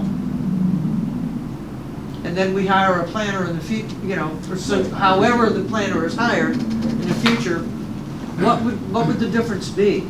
The difference is in reporting and to whom you report. Right now, No, I understand that piece. I'm trying to be as candid as I can be. You are, and I appreciate it.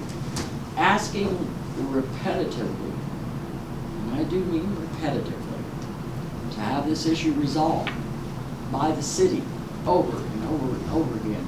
Their hands are tied in ways that I don't even want to begin to describe or explain to them, unless the mayor wishes to do that. In this particular situation, your planner and your planning commission are appointed members, not elected members, for a reason. If you read your state planning training manual, it tells you in the third paragraph of the introduction, it's to inhibit political interference in the process. I get that. By but if- doing that, How does the contract with you now, and as you said, you're not gonna be here forever. That's correct. So when we move forward with the next planner some 20, 30 years from now, how would 20 or 30. that prevent us going through all of this again? Unless we make the changes like Martin Brooks suggested. If it's structured under, It's always been that way. I mean, it's. Boy, that's the the least plan- happy sound I ever want to hear. It's always been that way. I know, and us lawyers don't like to say what to do just for the sake of doing it, because it's always been done that way. But I'm not joking when I say the planning aspect of it, even though it has been under the contract with the town, has always functioned, it may not have said it, but it has always functioned as someone who provided assistance and served at the direction of the planning commission, okay? So we need to clarify that. So that can, and that can be and it can be clarified in the town contract. The town can And amend that's its the permanent, contract. that's the permanent solution, because then it's in your ordinance. Then this problem Well, goes that away. would be by ordinance. It's two different ways. You can do it by ordinance or by contract or both. Right. and I don't disagree with what she's saying. What I'm saying is the reason for this step is because the potential for contracting directly with the planning commission that I served and report to is available under the statute, and because multiple attempts to resolve the issue at the city level have not resulted in Has, I think has, So that Mayor, has The been long-term formally put solution on is to the clarify. agenda? Yeah, change the ordinance. I mean, that way you've got a clear path that you report to the chairman of this commission as elected by the members of this thing.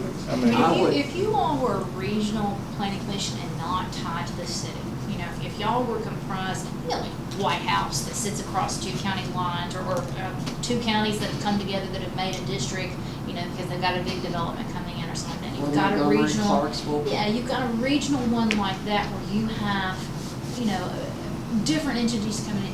That's wholly different than where you are largely acting within the municipal boundaries. I mean, Sure. I know you got urban growth Right. and all, and that urban growth boundary section and all that, but it's a little bit different beast. And, you know, when they wrote those statutes, yeah, I would love to have tailored it a little bit better to have dealt with some of these issues, but we're dealing with what we're dealing with. You know, but if we were in a situation like that where it was a true, untethered regional planning commission, absolutely hire your plan administrator as the statute provides. Let that administrator hire planners, hire engineers, hire attorney, whomever, because they're their own entity at that point. But y'all are tied still to the town of Kingston. So can this commission make a recommendation to the city commission that they take this up and they make the changes to the ordinance or whatever? And can we do that tonight Yeah. and get this on the agenda and move it forward and stop all this? I would strongly suggest that if that recommendation goes forward, this is just from my experience. I've been a federal, a state, a regional, and a city planner in my career. I've served in all those capacities. This is the most unstructured environment I have ever served in. So if it's going to go forward that way, the planning department needs to be defined as a department of the city, if that is your intent, to have the city to structure the ordinances and control mechanism for that. You do not have a planning department within your charter at all, or your codes. But we don't have an ordinance that says that we can, You know, Control this. you've never needed one. right, we've got to go through the What- city, what- right? Well, I don't know that you need to create a separate department. You all have been created by ordinance under statutory authority in Title 14 to create the planning commission. And don't know when that was first adopted. It says, here's the planning commission and here's the zoning ordinance that we have adopted. You can put a provision in there that says, any expert hired by the town to assist the planning commission in the furtherance of those duties, that expert can report directly or be supervised by, I'll pretty the language up, be supervised by, probably chairman. need to make it the chairman, and then at that point, you could delegate that to the committee that y'all created, you know, the chairman or his designee. And if we did that tonight, what are the barriers to getting that approved? Or is there any? To the commission. Let's go to the commission. Yeah, and is there a barrier there, is my question. I mean, they could always opt not to pass it. You've got 2 members sitting right here. I understand. That's I see both. so. There is no barrier to calling the question. No barrier to calling it, no. Okay, that was my question. I don't care. So, And you, in this commission, this body has the right to recommend something for the city commission to consider. That is also correct. This body also, if it falls under the city, I don't have umbrance in being structured under the city. I have umbrance in not having. It's structured at all. Right. Right. Well, I think that's what we're trying to get to, is we're trying to Yeah. anybody that wants a bite can take it right now. There you go. Yeah, Okay? yeah, it's a good way to Anybody put it. that wants a bite can That's take a it good right way to now, put it. and we need Yep. to Get that. remove that. And I would advise, and a couple of other things, you want to address the other issues. If we're going to go down that path, I don't take umbrance with that. And while I understand Mr. Hargreaves' concern for liability, and the amount of insurance that is required to be carried, that particular amount of liability and professional liability and general liability insurance has never, ever been required of me until the last few years. You serve in this capacity, your planner served in this capacity without any. I actually volunteered it because I have to provide it everywhere else I go. Yeah. And I work for states, I have done work for the federal. Well, it certainly helps. I wasn't criticizing that. I'm just saying that if it's gonna be an independent contract with an LLP, you know, that limits your liability because you formed an LLP. That was my point. But my part. I don't mind having a liability. So I'm everything. just saying, we need to have a contract- clear, we need to have a clear path. You know, ultimately, I can know who's got the liability. It's right here in this room when the city commission meets. It's taxpayer In money my that's contract, liable. Mr. Hargis, so that everybody's clear here, this is not an effort on my part, Coach, to advocate Oh, I didn't think that. But in my contract, I identify you for anything other than an omission or an error, which I made, innocently. I carry insurance as a courtesy for the town, even though at all the years I served, there recently was never even passed through it. But as you move forward, hiring a planner, a full-time planner, is not an inexpensive task. And because I care what happens in this town, everything else I do for is just a contract with jurisdiction that I work with. I get to know the people, but I'm not invested in their future. Here, I do that work at a very reduced rate. And I do that because I want to care what happens next. But in order for me to effectively serve this planning commission in town, there has to be some structure. I agree with you. I got no problem with that. I think Couple of I other think we things. found some agreement on that. There were comments from the city attorney, Michigan. I've talked about my lack of registration in the state of Tennessee. I'm not required to register in the state of Tennessee. I am a partnership corporation. I am registered in the state of Kentucky. I produce all the work that I do for you in the state of Kentucky. All of it is on pass-through, profit or loss, on Schedule C. There are 2 people involved in this partnership, your code official, who's also my husband, and myself. So we have all liability for those assets and all of that. I'm also not required to pay taxes in the state of Tennessee. I'm exempt. So I just wanted to resolve that. That's right.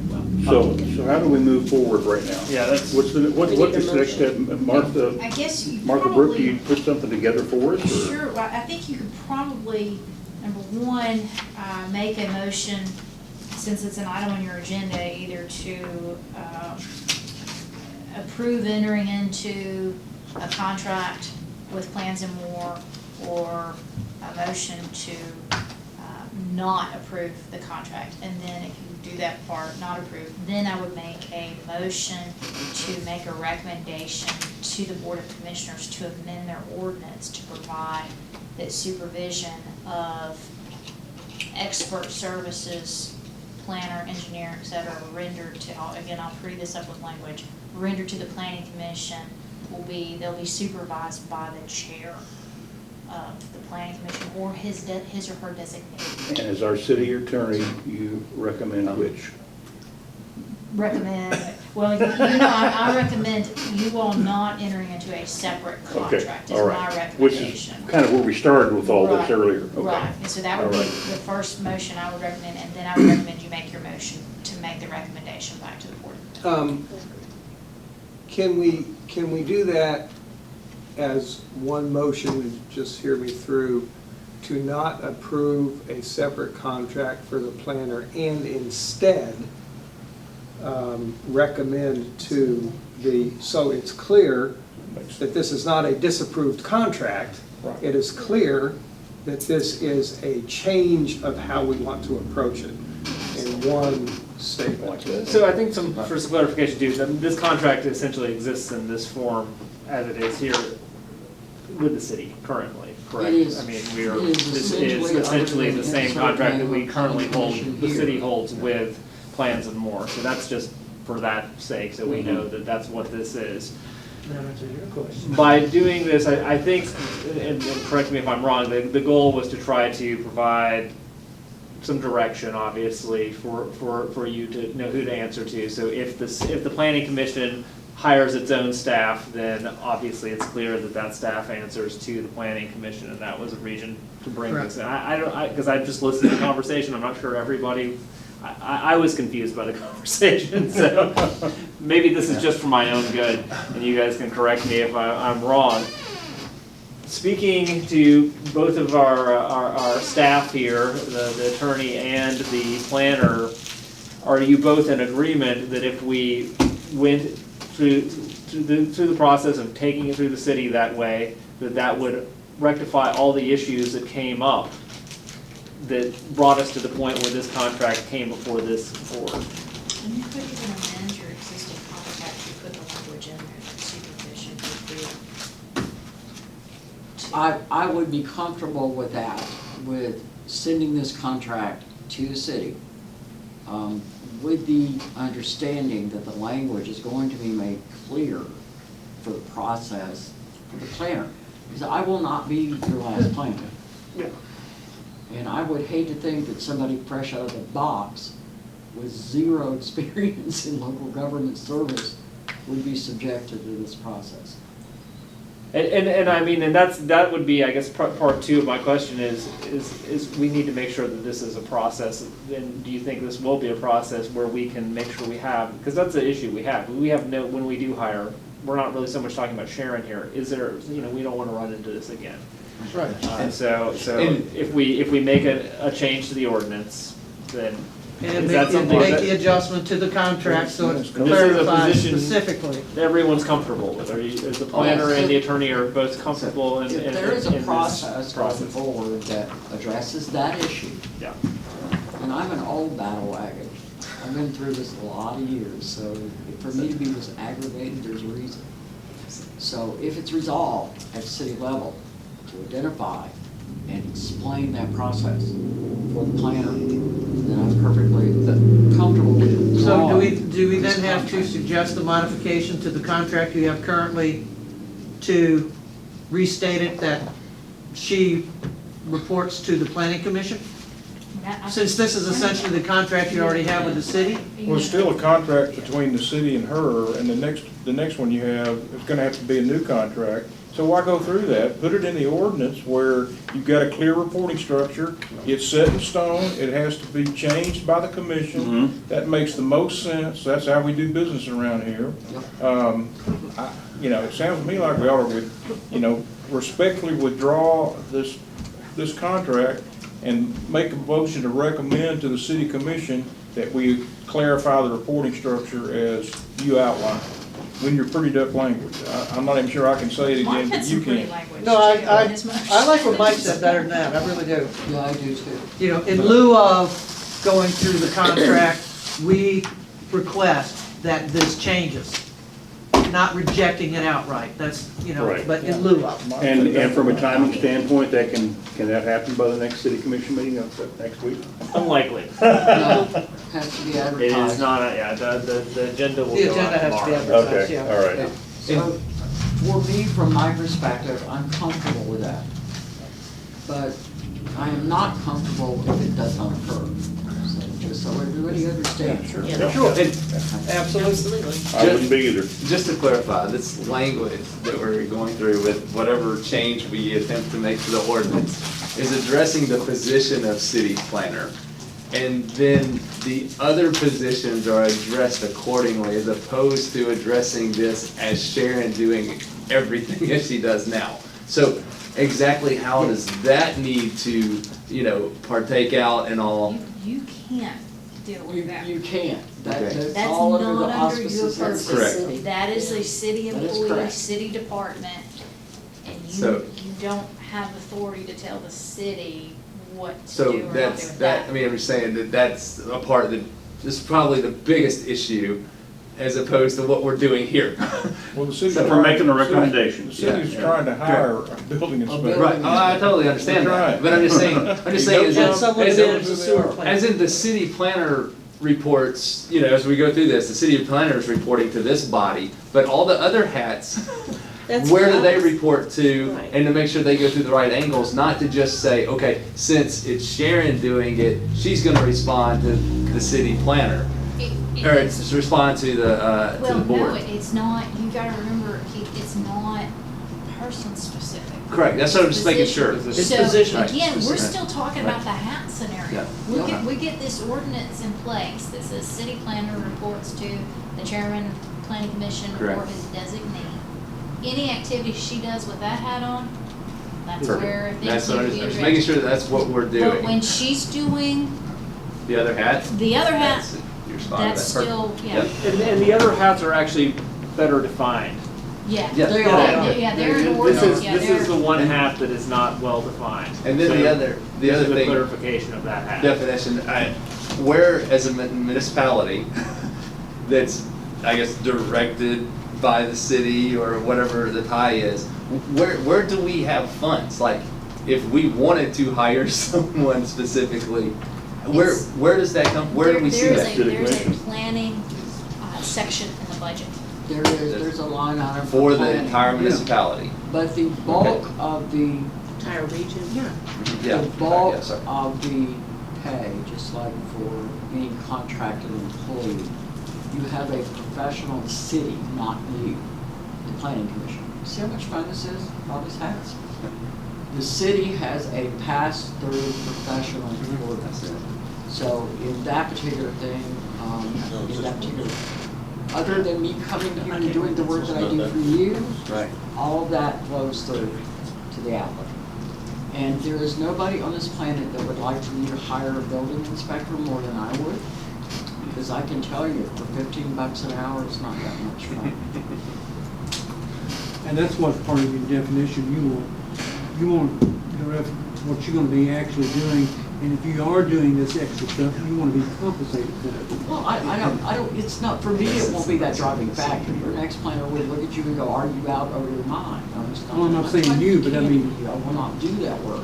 But you get paid a certain amount for doing certain things. Right. It And needs to when be you're doing both. outside of that perimeter, you or whoever is doing it would like to be paid for it, not be doing. That is correct. It's not a volunteer And building. there are Yeah. contracts that cover that. There are compensation contracts that, the current contract that she has contemplates some of these, things that you're doing. We probably actually need to clean that up as well. So if I may. Well, one of the things that I did in this contract, as opposed to the one that I currently have with the city, was to increase my professional pass-through rate. Okay. because at this point, this is not an expense to the city, it's an expense to the applicant.